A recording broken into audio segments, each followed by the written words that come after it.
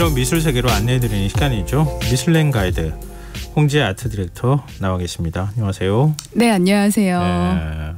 이 시간에도 또 올해 한 해 정리를 해주신다고요? 네, 오늘이 이제 마지막, 그러니까 2023년에 마지막으로 제가 말씀드리는 시간이라서요. 네.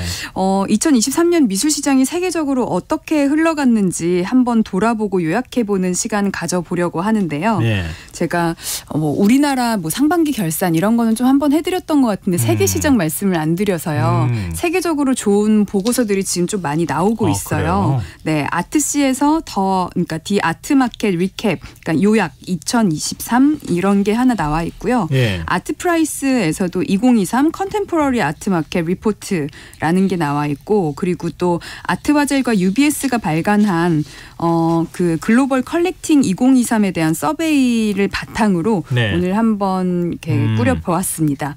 우선은요, 네. 올해의 미술 시장을 한 단어로 축약하면요, 고치다 혹은 교정하다라는 뜻의 코렉션이라고 하는데요. 이게 코렉션. 왜 이 단어가 나왔어요? 왜냐하면 팬데믹 이후에 사실 2021년과 2022년에 비약적으로 미술시장이 폭발을 했었거든요. 그러니까 한국뿐만이 아니라 세계 예. 미술시장도 그렇게 비약적 폭발을 했었는데 예. 그러다 보니까 2023년에는 이제 시장이 상대적으로는 좀 축소하기는 했지만 이것이 오히려 미술 산업의 뉴 노멀이 되지 않나, 이제 이런 의견인 거죠. 시장이 줄어드는데 눈오물이에요? 네. 그러니까 2021년, 2022년이 너무 비약적 성장을 해서 이제 다시 줄어들면서 이것이 이제 근데 앞으로 코렉션 그냥. 고쳐진 교정된 이것이 교정된 이제 다시 일상으로 돌아오지 않았나라고 하는 이제 그런 의견이고요. 물론 아직 2023년 며칠 더 남았고 연말까지의 이제 시장 규모가 집계가 이제 4분기가 다 되지는 않았어요. 예. 그래서 이제 1, 2, 3분기 그리고 이제 추이 이런 거를 가지고 보고서가 나와 있기 때문에 단정 짓기는 어렵지만 예. 그래도 2023년 넘어가는 시점에 이제 한번 좀 의미 있게 짚어드릴 수 있을 것 같아서 오늘 이걸 이렇게 준비를 해봤습니다. 미술시장 규모는 어느 정도 됩니까? 제가 계산을 해보거나 본 적이 별로 없어요. 규모요. 이게 말씀을 드려도 와닿지 않을 텐데요. 네. 2022년 기준으로 이제 올해는 아직 안 나왔으니까 예. 세계 미술 시장의 매출이요 678억 달러로 추산이 됩니다. 와닿지 않으시죠? 8억 달러요? 네. 그냥 바로 직관적으로 계산이 안 되는데요. 그럼 한 70조 정도가 70조 되겠죠. 정도. 네, 우리나라가 이제 그렇군요. 겨우 1조가 넘었네 만에 이제 하는 상황이었는데, 네. 네, 그런 정도인데요. 예. 2020년에 팬데믹으로 인해서 이제 그 소위 말하는 저점이라고 하죠. 그러니까 시장이 확 한번 떨어지는 저점 이후에 네. 30% 이상의 강력한 반등이 있었습니다. 네. 그래서 사실요, 이게 100만 달러, 그러니까 그 10억 원이 넘는 고가 미술품만 보았을 때는요. 네. 2022년도 대비 2023년 올해에 9% 정도 상승한 모습을 보이기도 하기는 했거든요. 근데 사실은 전체적으로는 좀 저조한 모습을 보이고 있긴 한 거죠. 전체 시장으로 보았을 때는요. 22년도 기준은 물론이고 21년도보다도 낮은 수준으로 나타나고 있고요. 팬데믹 이후에 판매량이 크게 반등한 이후 이제 그 이후 구매자들은 좀 주의가 필요하다는 이제 원인까지 나오고 있는 상황이긴 합니다. 미술시장 거래액이 아직 집계되지는 않았지만요. 경매 부분의 지표를 바탕으로 봤을 때 네. 2023년 상반기에는 시장이 확실히 침체가 됐어요. 그러니까 크리스티, 소더비, 필립스 등 우리가 잘 알고 있는 국제 경매사들 있잖아요. 예. 이제 경매사들의 2023년 상반기 총 매출이 그 이전 해, 지난해 같은 기간에 비해서 16% 감소를 그렇게 했습니다. 그럼 우리나라 미술시장은 어땠어요? 우리나라도 역시 이제 상반기 집계만 좀 나와 있는 상황인데요.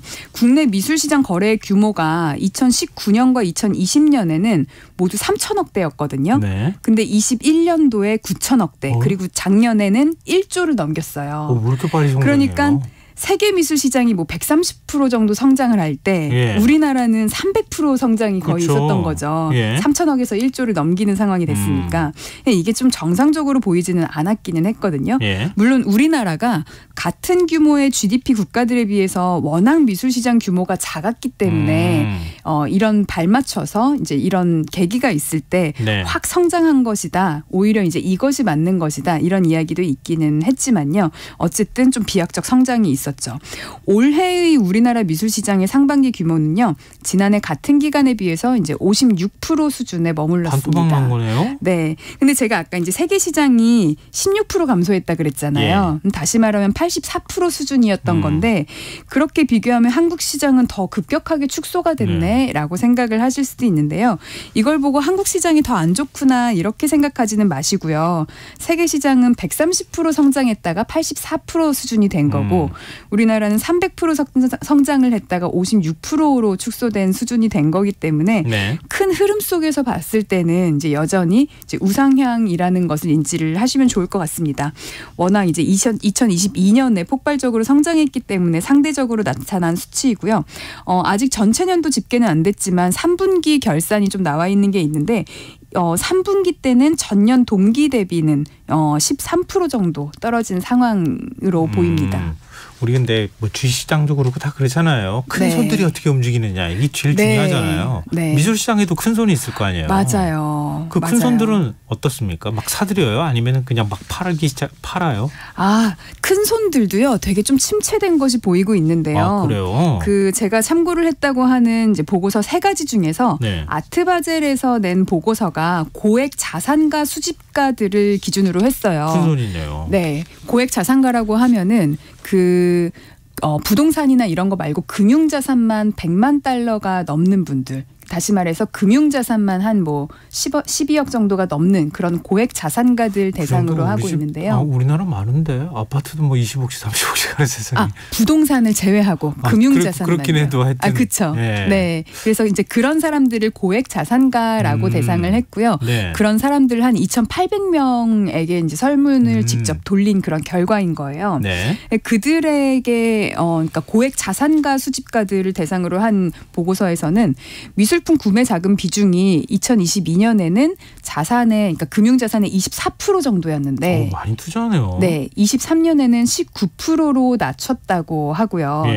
소장한 작품을 판매할 의향이 있냐라는 설문에 지난해에는 39%였는데 올해는 이제 26%로 낮아진 거를 보면은 시장의 거래액 규모뿐만이 아니라 그러니까 사용하는 자금도 그렇고 작품이 이제 거래되는 그런 유동성도 그렇고 다 떨어졌다고 볼 수가 있는 거죠.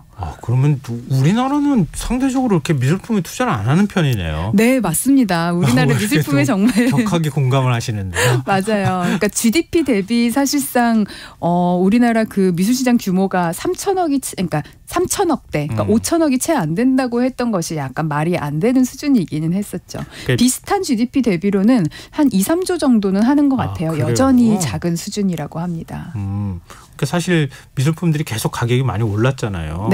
그래서 나도 한번 투자해봐라고 생각하시는 분들이 생기시긴 할 것 같아요. 네, 맞아요. 그래서 그나마 이제 우리도 1조를 넘었다 이런 상황이었는데 올해는 조금 다시 이제 좀 침체된 분위기가 있고, 근데 2000년 이후에 20년간의 미술 시장의 흐름을 보면요, 21년과 22년에 뚜렷한 호황기가 있었듯이 비슷하게 2006년에서 8년에도 비슷한 양상이 있었거든요. 그러니까 폭발적으로 성장한 뒤에 하락하는 모양새를 보이고요.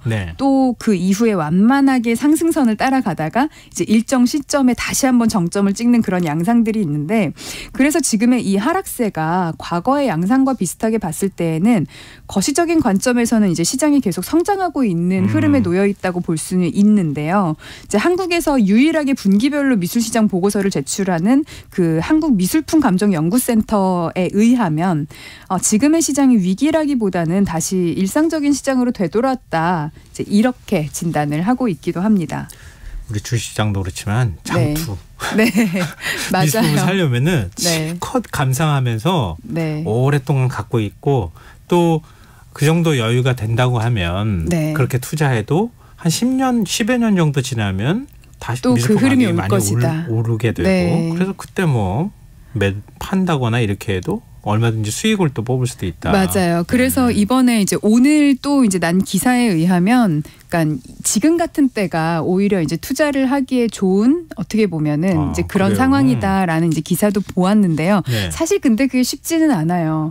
왜냐하면 주식시장이 이렇게 딱 바닥으로 떨어졌을 때 네. 혹은 뭐 코인도 마찬가지고 어떤 그러니까 다들 쉬쉬하고 있을 때 나 혼자 그 바닥을 친 거를 들어가는 게 쉽지는 않은 상황이긴 하거든요. 그렇죠. 되게 많은 용기와 확신이 필요하기는 할 텐데요. 그래도 관심 있는 분들은 한번 시장 쭉 보시면서 뭐 좋은 구매를 할 수 있는 기회를 잡으셔도 좋을 것 같기는 합니다. 모든 투자가 다 마찬가지지만 예적금 빼고는 전부 다 여유 자금이 있어야 투자가 가능한 거라서. 네, 그것도 맞는 말씀이세요. 네. 우리가 이제 시장 전체적인 흐름을 한번 살펴봤으니까 네. 개별 작품에 대한 얘기 좀 해봤으면 좋겠어요. 네. 올해 주목할 만한 작품이 있었습니까? 아, 올해 주목할 만한 작품. 제가 지난해에도요, 한 1년 전쯤에 네. 2022년 결산을 하면서 2022년에는 이제 시장이 막 많이 성장을 때잖아요. 했잖아요. 네. 그래서 뭐 세계 경매가 순위 탑 10도 바뀌고 뭐가 맞아요. 들어오고 편입되고 이런 말씀을 드렸는데 결론부터 말씀을 드리자면 올해에는 탑 10 안에 편입된 작품은 없습니다. 특히 이제 제가 시장 얘기를 어디서든 이제 처음 할 때 네. 자주 사용하는 지표가 경매가 탑 10 목록이거든요. 네. 그래서 요거를 좀 주시해서 보고 있는 편인데 매년 한두 점씩 좀 경신이 되는 편인데 혹은 탑 20 정도까지도 저는 보거든요. 근데 탑 10 혹은 탑 20까지도 편입된 작품이 없었어요. 2023년에 가장 비싼 미술품이요. 그 작년 가장 비싼 미술품에 비해서 그 가격이 낮았다. 라는 의미로 그래요. 볼 수가 있는데요. 예. 물론 올해에도 상위 몇 개 이제 이렇게 보면은 다 비싼 작품들, 훌륭한 작품들이 있었지만 예. 과거의 기록을 경신할 만큼 높은 가격은 없었다 이렇게 볼 수가 있는데요. 경매에서 상위 100점의 그 작품 가격에 합을 매겨보면요. 작년에는 41억 달러였는데 올해에는 이제 24억 달러로 거의 이제 이것도 58% 수준 반 가까이 떨어진 많이 거죠. 떨어졌네요. 네, 상위 100점 작품들의 합을 더해봤을 때요. 예. 어떻게 보면 이제 이런 가파른 하락세가요. 올해 초반에는 18% 감소 수준이었는데 중반부터 더 가속화되면서 확실해지면서 예상보다도 크게 하락을 한 그런 양상으로 지금 좀 나타나고 있습니다. 탑 10 경신을 하지는 못했지만요. 그래도 올해 어떤 작품이 거래되었는지는 한번 알아보면 좋을 것 같은데요. 네. 올해 최고가 작품은 피카소의 1932년작 여인이라는 작품이고요. 올해 최고가. 예. 네. 소더비에서는 그 1억 3,900만 달러. 그러니까 1,500 네. 1,500억이 넘는 그런 금액에 낙찰이 되었습니다. 와, 네. 근데 1,500억이 넘어도 이제 세계 경매가 탑 10 혹은 탑 20 안에도 들어가지 이제 못하는 그런 상황인데요. 예. 이 여인이라는 작품이요. 마리 테레즈라는 여인을 그린 작품이에요. 예. 그 피카소가 45살 때쯤에 6개월간 구해에서 만난 여인으로 피카소의 그 뮤즈가 7명이 있는 걸로 유명한데 그중에서 가장 뜨겁게 사랑한 여인이기도 합니다. 근데 피카소 작품 중에서 뭐 탑 10 안에 들어가거나 네. 20 안에 들어가거나 이렇게 없어요? 이것 말고는? 이것도 지금 들어가지 못한 상황이고요. 아, 그래요? 네, 이 작품도 들어가지 못해 있는 상황이고요. 네. 지금으로서는 피카소의 작품이 탑 10뿐 아니라 탑 20 안에도 들어가 있지가 않습니다. 왜 그래요? 왜 인기가 그런지. 없어요? 과거에는 있었어요. 과거에는 네. 올해 낙찰된 이 여인이라는 작품은 피카소 작품 중에서 경매가로는 두 번째로 높은 가격이거든요. 피카소 작품 중에 가장 높은 금액은요. 2004년 경매에 나온 파이프를 든 소년이라는 작품이에요. 이거는 익숙하신 분들이 많을 네, 거예요. 네. 그때 대서특필이 막 되었었기 때문에 네. 많이들 알고 계실 텐데 장미 시대에 그린 작품이거든요. 그리고 소더비 경매에서 1억 6,100만 달러에 낙찰이 되면서요. 이제 당시에는 2004년 당시에 고흐 작품이 1위였고 르누아르 작품이 2위였고 이 작품이 이제 3위를 기록을 했었습니다. 그러니까 탑 10 목록에 이제 들어가 있었는데요. 지금은 모두 20위 밖으로 밀려난 상황이죠. 이제 시대에 뭔가 좀 뒤처진 거 아닌가 그래서 갑자기 네, 그 사이에 이제 제가 뭐 거의 2년 전에 말씀드렸던 거긴 한데 이제 시작 말씀드릴 때 세계 경매가 순위 탑 10 안에 뭐 3점 이상이 추상 작품이고 뭐 작년에는 또 이제 팝아트에 해당하는 작품이 2점이 편입이 됐고 이런 말씀을 드렸는데요. 원래는 보통 이제 인상주의나 후기 인상주의 이런 시기의 작품들이 탑 10 목록에 많이 있었다가 그 인기가 있잖아요. 네. 점점 더 추상이나 추상 표현주의나 팝아트 계열의 작품들이 이제 올라오는 것들이 좀 보여지고 있습니다. 그럼 상위 10점 작품들 좀 말씀 좀 해주세요. 네, 이번 2023년에 낙찰된 상위 10점 작품을 살펴보면요. 1위가 피카소, 그리고 2위는 클림트, 3위는 클로드 모네, 4위는 바스키아, 5위는 다시 클림트, 그리고 6위는 프랜시스 베이컨, 7위는 리처드 디벤콘, 이 작가는 잘 모르는 분들 많으시겠죠. 8위는 마크 로스코, 9위는 칸딘스키, 10위는 앙리 루소였습니다. 대부분 아는 이름이시죠. 네. 작품의 제작 연도로 보면요. 1900년대 작품이 한 점이고요. 1910년대가 4점. 1930년대가 한 점, 그리고 50년대, 60년대, 70년대, 80년대가 각각 한 점씩으로 높은 금액으로 거래되는 그 세계의 상위 랭킹 작품들은요. 확실히 우리나라에 비해서는 유서 깊은 작품들이 많이 있는 것 같아요. 그 미술의 역사 자체가 유구한 만큼요. 근데 보니까 여성 작가가 잘 눈에 안 보이는데요? 여성 작가요? 그쵸. 모두 다 남성 작가니까요. 10명이 다. 네. 그렇구나. 네. 안 그래도 그 아트시와 아트바젤 리포트 모두에서 작가의 성별과 연령대에 대한 이제 인사이트를 좀 제시를 하고 있는데요. 기준을 어떻게 잡느냐에 따라서 해석이 좀 달라질 수는 있을 것 같아요. 앞서 설명드린 작품의 개별 경매가가 높은 순위 탑 10이다 보니까 1900년도 그 1900년대 초반 작품이 더 많기는 했거든요. 그땐 여성 작가 숫자가 현저히 적었겠군요. 맞아요. 그 당시에 이제 여성의 사회적 활동들을 생각을 해봤을 때 어쩔 수 없이 남성 작가가 많을 수밖에 없고 또 그리고 뭐 최신 2000년대 작품보다는 1900년대 초반 작품이 훨씬 더 역사적으로 비쌀 거 아니에요. 그렇죠. 그러다 보니까 어쩔 수 없이 이제 남성 작가들 작품으로만 이제 탑 10이 구성이 된 그런 모습이 보이는데요. 이거를 상위 50개로 늘려보면요. 2022년에는요. 상위 50개의 여성 작가의 작품이 한 점도 없었지만 올해에는 3점으로 늘어났고요. 네, 여성 작가의 작품 중에 가장 비싼 작품은 루이스 부르주아라는 작가의 거미 작품으로요. 3,280만 달러, 하나로는 뭐 약 400억 원 정도에 준하는 작품이었는데요. 이게 조형물 아니에요? 네, 맞아요. 이 거미 한국에도 있어요. 리움미술관 이제 그 공터에 가면은 거미 작품 많이들 보셨을 텐데 이 작품이 바로 루이스 부르주아라고 하는 여성 작가의 작품이고 그 여성 작가의 작품이 올해 가장 이제 비싼 최고가 여성 중에서 기록을 세웠다고 볼 수가 있습니다. 그리고 또 1975년 이후에 출생한 작가들로 추려보면요. 그러니까 좀 최근 생존 작가인 거죠. 젊은 작가로 추리면요. 2023년도에 판매된 상위 50점의 작품을 보면요. 50점 중에 21점이 여성 작가의 작품이고요. 또 1985년으로 더 최근으로 30대로 그렇게 한정을 해서 좁혀보면 상위 50점 중 34점이 여성 작가의 작품이에요. 그럼 앞으로 한 50년쯤 뒤면은 이 상위 한 10위 안에는 그냥 여성 작가들이 한 8명 정도 들어가 있는 이런 상황이 될 것 같은데요. 그럴 수도 있을 것 같아요. 맞아요. 반 이상 이제 왜 남성 작가는 없는가에 대해서 이제 그때 라디오에서는 이야기를 할 수도 있을 거고요. 이렇게 얘기할 것 같아요. 그럴 것 같네요. 근데 여성 작가들 같은 경우에 앞으로 이렇게 많이 그 왕성하게 활동을 하게 되면 미술 시장도 많이 바뀔 것 같고. 네, 맞아요. 그러니까 확실히 여성의 사회적 참여 같은 것이 이제 즉 그 예술가 자체의 능력보다도 중요하다라는 생각이 드는데요. 역사적 사회적 배경이 굉장히 중요하죠.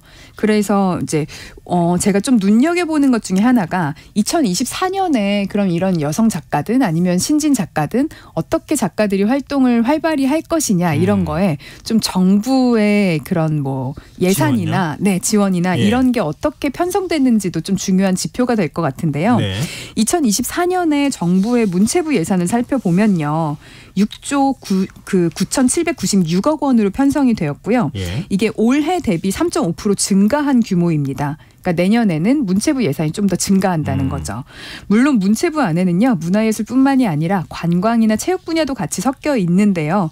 문화예술 예산이 올해에는 작년 대비 1.9%가량 감소했었거든요.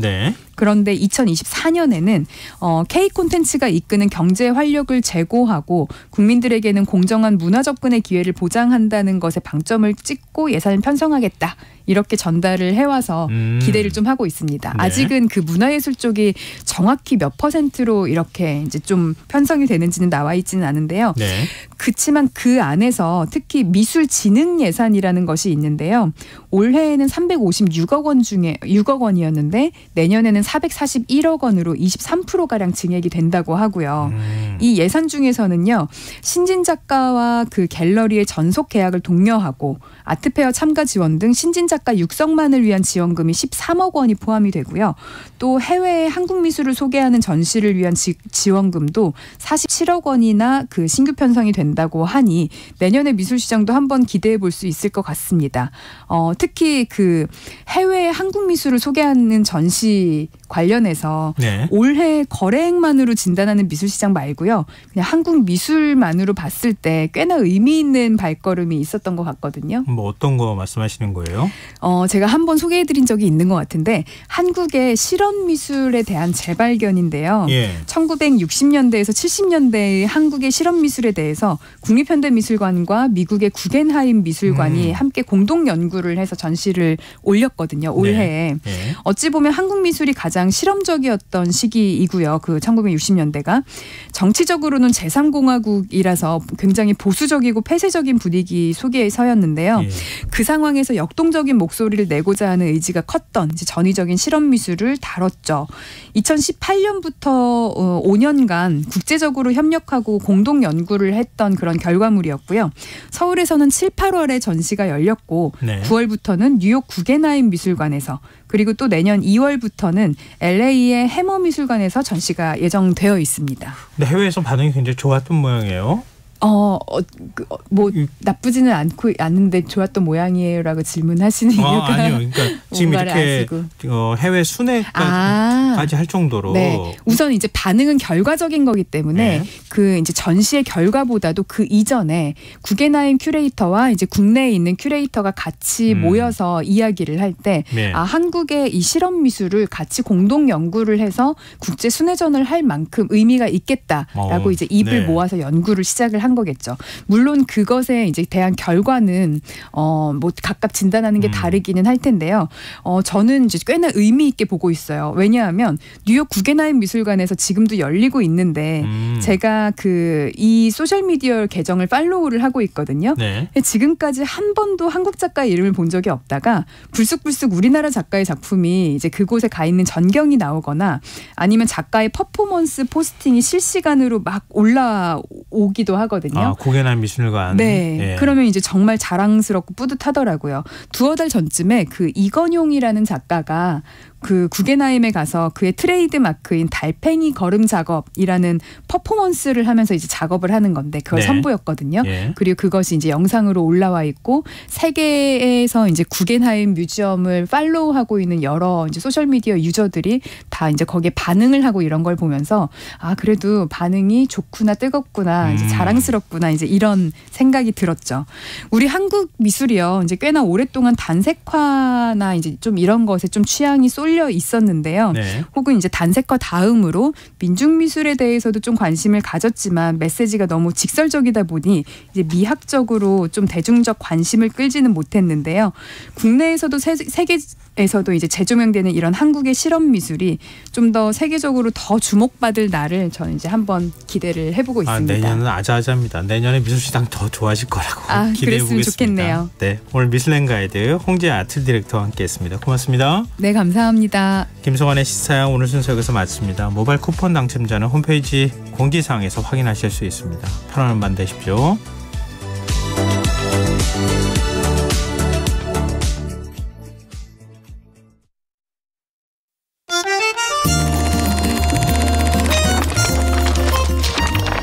강유정의 영화관, 정여울의 도서관.